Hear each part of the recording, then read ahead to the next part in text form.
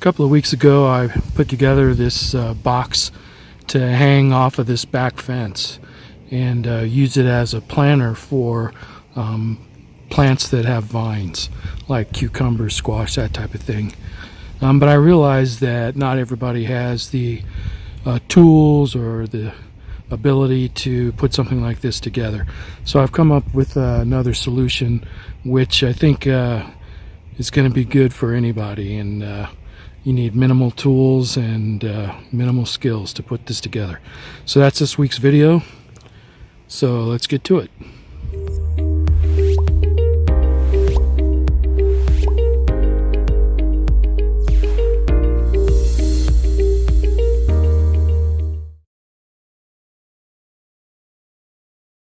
So I was online looking for Father's Day deals.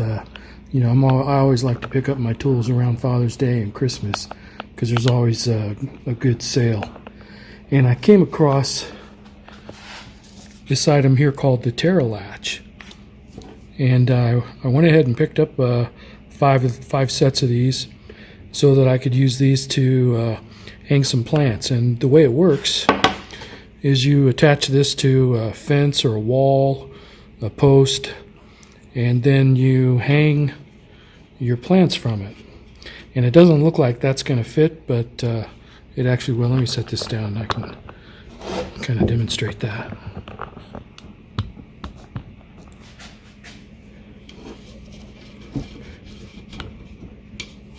And then it hangs from the wall. So that's what I'm going to do. I'm going to go ahead and put these up on the back fence, and I'm going to transfer those plants that are in that cedar planter into these. Okay, here is the set of tools that you're going to need for this project. And to be perfectly honest, you could probably get away with just a screwdriver. But I have a drill driver, so that's what I'm going to use. And then I'm going to use a pencil and square just to place my marks where I want to hang these, and the tape measure so that they're consistent. And I'm going to use the scissors just to cut out some garden cloth, put in the bottom of the terracotta pots. But that's it, and that's all I'm going to use.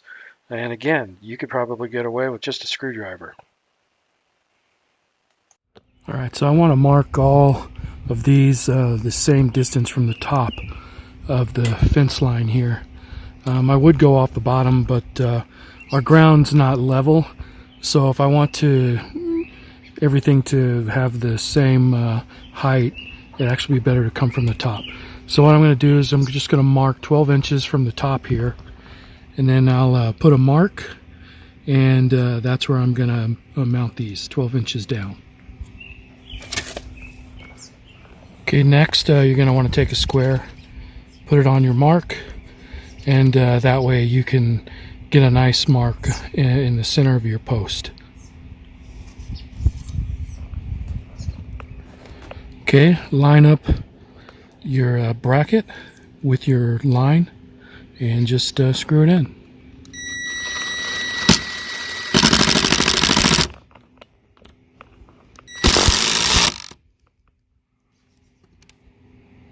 Alright, so these terralatches state that they can hold up to a 10-inch terracotta pot. So I got 5 10-inch terracotta pots, and these are meant to sit in a terracotta dish. So they've got that hole in the bottom for drainage. Since these are not going to be sitting in a dish, I want to put down some kind of a garden cloth in the bottom that will allow for drainage but keep all of the soil in. And I don't have any garden cloth, but I do have some old screen, and this is the plastic screen. I think this will be just fine.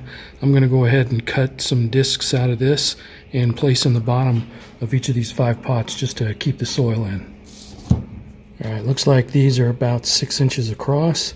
So that's the size I'm going to make my discs.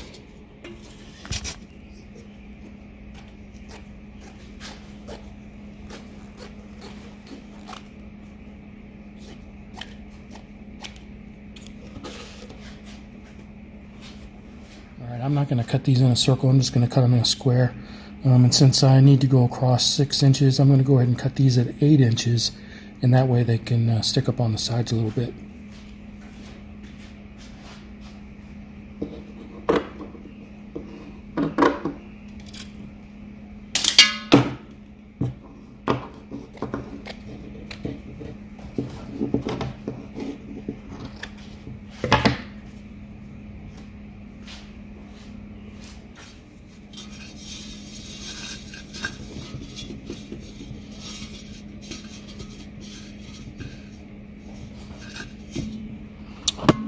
There. These don't have to be perfect, they just need to keep the soil in. And when I start filling these up, I'll straighten that out a little bit better. My only shovel has a big split in it. Not sure when that happened, but I think it's still got some life in it. See if we can't fix it up with a little bit of black duct tape.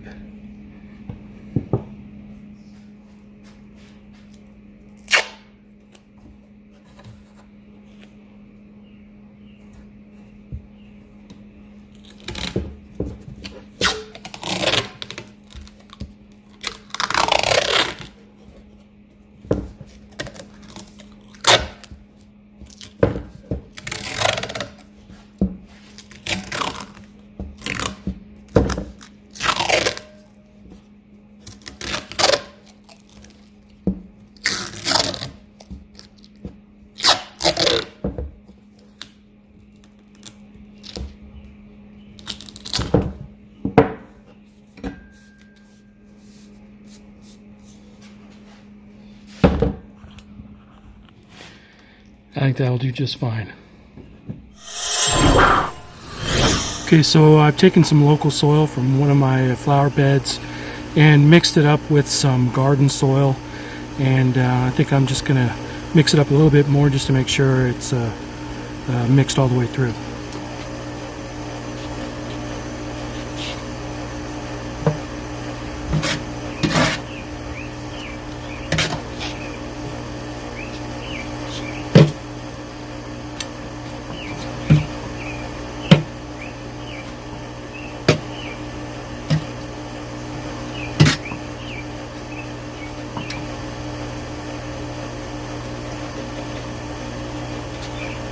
Alright, it's time to fill the flower pots.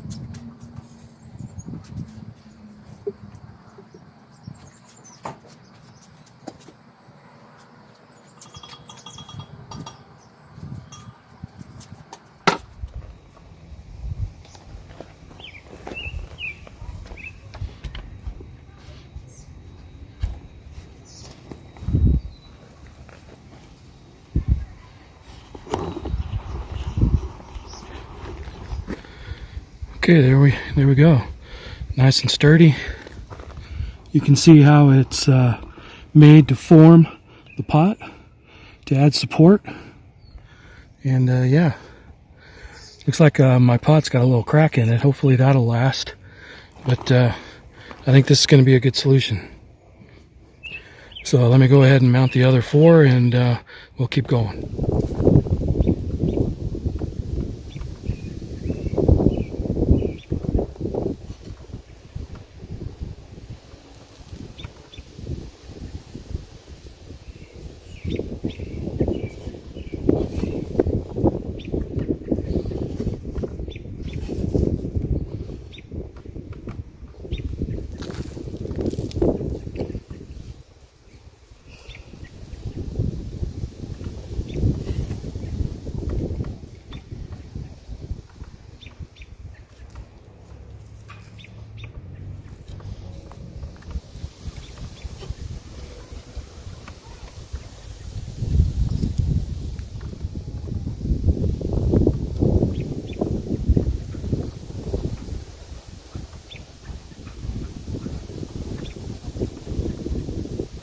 right, got everything up, everything transplanted, and here's a close-up look.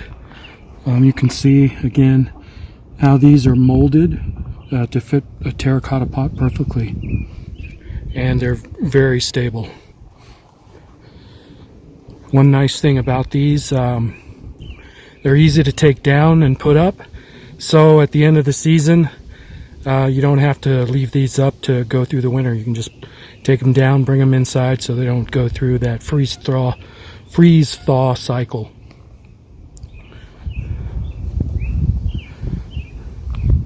So here I've got some cucumbers, and the leaves are yellowing a little bit. I'm not sure what's causing that. I think maybe I had too much peat mixed in with this soil. So I did remove as much of the peat as I could in this container, and I replaced it with the new mix of local soil and the garden soil. So hopefully that'll take care of that problem. If you guys know what causes the yellowing leaves, leave a comment, and maybe it'll help me out with a good tip. I don't have anything in this one because I only had 4 plants to transplant, but I think I'm gonna put marigolds in here.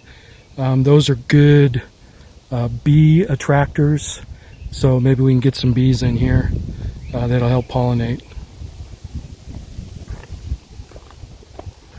Another cucumber plant, a little bit of yellowing, not as much here.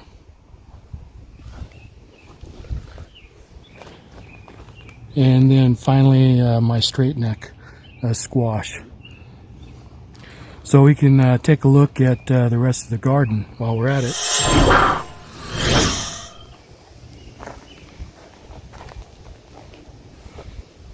Over here is my daughter's garden bed. Well, that's hers as well. But here we've got all kinds of stuff. We have habanero peppers. We've got Anaheim chili peppers. We've got peppermint, a couple of peppermint plants, some stevia, and looks like some cilantro in the back there. Oh, and sweet potatoes in the corner. And here we've got our tomatoes, and you can see how this tomato trellis is working. It's working out great. So I just come out here every couple days and wrap around the new stalk that's grown up. It grows quite fast, probably grows a couple of inches a day. But you can see we've got tomatoes all over the place. And I've got some more over here. And both of these plants are black or chocolate cherries. And then here I've got some pepper plants. Got a lot of pepper starts on these. And here we've got our grape tomatoes. Got a ton of grape tomatoes growing here as well. And what I do is I just take this and just wrap it around every couple of days. Up front here, well, first I guess we've got a bunch of peppers here, and we've got a bunch of them growing right here. And then again, a bunch more growing down here. Not sure if you can see that or not. And here I've got a couple of beefsteak tomato plants, and got some good tomatoes going there. Some more up in there, and lots of flowers. So we're looking good there. Over here I've got some onions and some romaine, and this one here I came out and cut yesterday, and this one I cut probably about 5 days ago, same height, and you can see how it's growing back.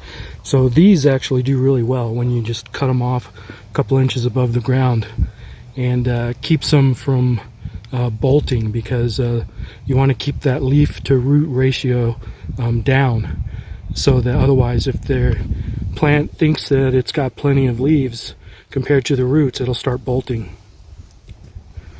And more pepper plants here. Here I've got a combination of sweet basil and purple basil. And here is the kale. And we've been pounding this kale. We can't keep up with it. Been harvesting from the bottom. And we come out here every single day and break off several leaves of kale and several leaves of the red leaf lettuce, and we just can't keep up with it on this. So it's been doing great. And then finally, here are our Roma tomatoes. Got 4 plants here, and these have been in the ground for about 2 weeks, and they were planted from starts, and they've probably doubled in size. So that's a good look at the garden so far. I went ahead and removed that box because I'm not going to be planting anything else this season other than those marigolds in the center there. So I just went ahead and removed it. In fact, if I had known about this terracotta pot solution before I built that box, I probably would have gone with this. So that's going to do it for this week. So I'll talk to you guys later.